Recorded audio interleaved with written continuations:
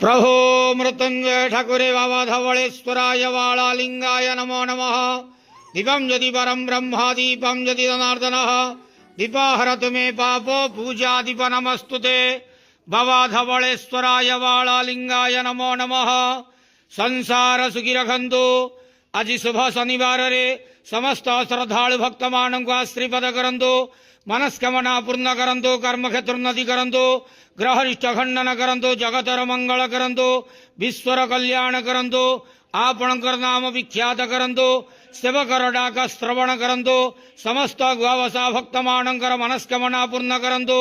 जो जो भक्त माने आपणक पाखरे मानसिक रखिछंती तांक मानसिक पूर्ण करंतु। बाबा धवलेश्वराय वालालिंगाय नमो नमः। संसार सुखी रखंतु आनंदे के वार। हरि बोलो।